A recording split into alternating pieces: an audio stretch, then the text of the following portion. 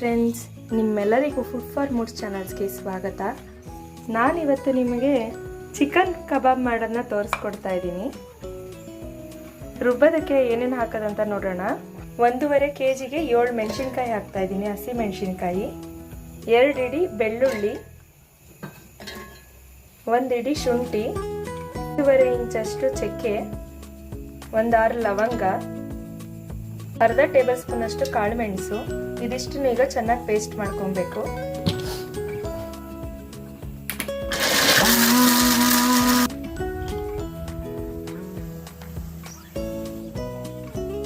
ಮಸಾಲೆಗೆ ಈಗ 3 ಸ್ಪೂನ್ ಅಷ್ಟು ಕಾರ್ನ್ಫ್ಲೋರ್ ಹಾಕೊತಾ ಇದ್ದೀನಿ.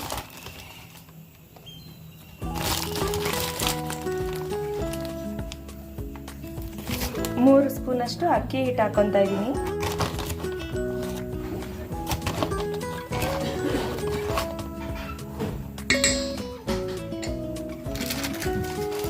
1.5 ಸ್ಪೂನ್ ಅಷ್ಟು ಕಡಲೆ ಹಿಟ್ಟು ಹಾಕೊತಾ ಇದ್ದೀನಿ.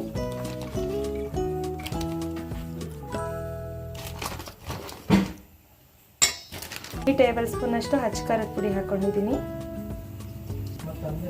ಇನ್ನು ಚೆನ್ನಾಗಿ ಮಿಕ್ಸ್ ಮಾಡ್ಕೊಳ್ಳೋಣ. ಇದಕ್ಕೆ 1 ನಿಂಬೆಹಣ್ಣು ರಸನ ಹಿಂಡ್ಕೊಳ್ಳೋಣ. 1 ನಿಂಬೆಹಣ್ಣಿನ ರಸನ ಹಾಕೊತಾ ಇದ್ದೀನಿ.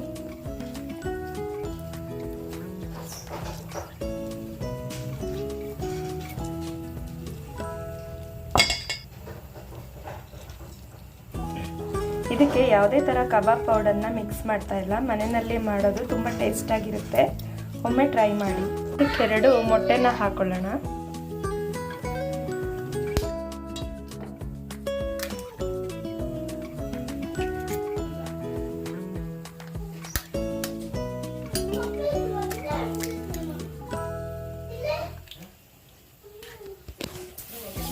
ಇದಕ್ಕೆ 1 ಟೇಬಲ್ ಸ್ಪೂನ್ ಅಷ್ಟು ಕಸೂರಿ ಮೆಥಿ ಹಾಕ್ತಾ ಇದ್ದೀನಿ. ಸ್ವಲ್ಪ ಕರಿಬೇವಿನ ಸೊಪ್ಪು, ರುಚಿಗೆ ತಕ್ಕಷ್ಟು ಉಪ್ಪು. ಈಗ ಇದನ್ನೆಲ್ಲ ಚೆನ್ನಾಗಿ ಮಿಕ್ಸ್ ಮಾಡ್ಕೊಬೇಕು.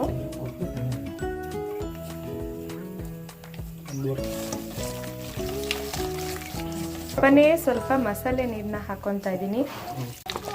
ಚೆನ್ನಾಗಿ ಮಿಕ್ಸ್ ಮಾಡ್ಕೊಬೇಕು ಇದನ್ನ.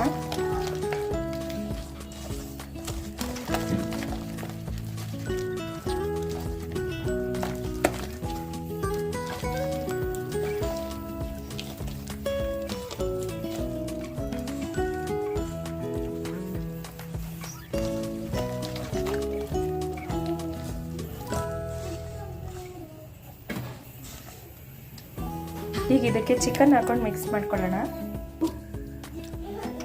ಇದನ್ನು ಚೆನ್ನಾಗಿ ಮಿಕ್ಸ್ ಮಾಡ್ಕೊಬೇಕೀಗ. ಮಸಾಲೆ ಎಲ್ಲ ಚೆನ್ನಾಗಿ ಹಿಡಿಬೇಕು.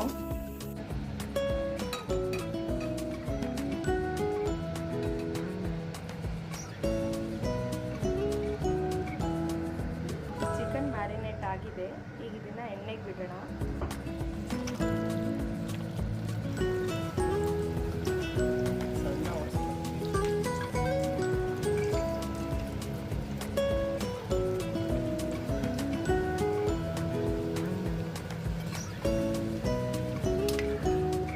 ಅರ್ಧ ಬೇಯಿಸಿ ಮತ್ತೆ ಎಣ್ಣೆಗೆ ಹಾಕೋದ್ರಿಂದ ಕ್ರಿಸ್ಪಿಯಾಗಿ ಚೆನ್ನಾಗಿ ಬರುತ್ತೆ ಕಬಾಬ್.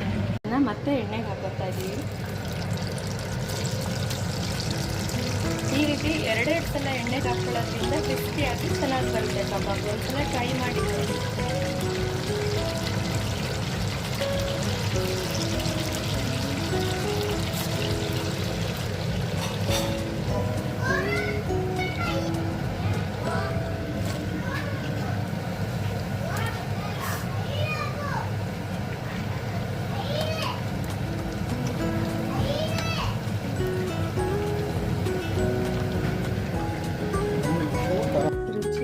ಟೇಸ್ಟಿಯಾದ ಚಿಕನ್ ಕಬಾಬ್ ರೆಡಿಯಾಗಿದೆ.